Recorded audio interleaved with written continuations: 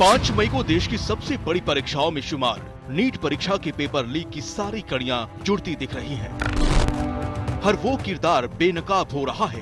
Paper leak का ये पूरा खेल जांच एजेंसियों को समझ में आ गया है और अब शक के घेरे में सबसे बड़ा एक किरदार सामने आ गया है और वो है हजारीबाग का एक प्रोफेसर। माना जा रहा है किसी प्रोफेसर ने पेपर पार किया और परीक्षा माफिया तक पहुंचाया। कौन है हजारीबाग का ये प्रोफेसर?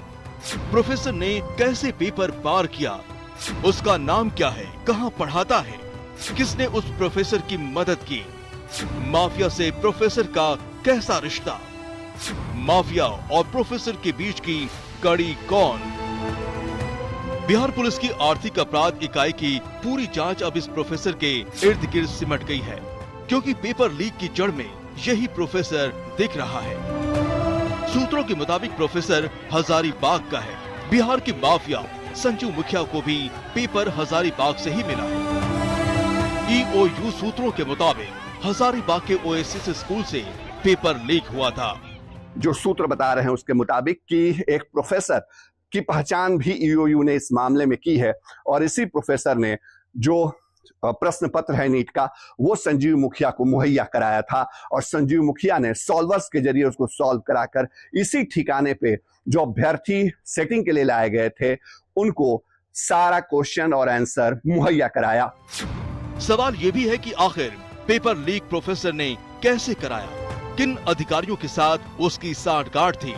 सूत्रों की माने तो EOU की जांच में प्रोफेसर का नाम करीब करीब सामने आ चुका है, जो हो सकता है हजारीबाग का हो।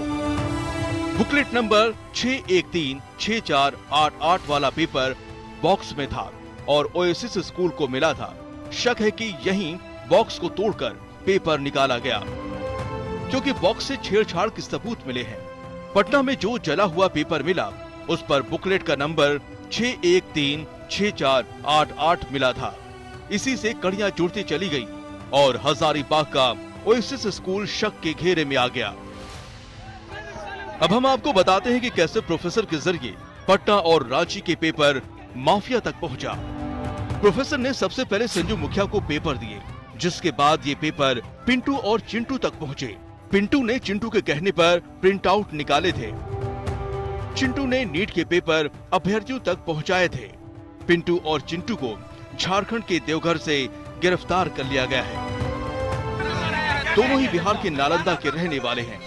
उम्मीद की जा रही है कि चिंटू और पिंटू मामले में कई अहम खुलासे कर सकते हैं।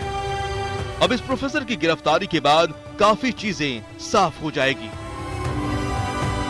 पटना से शशि भूषण।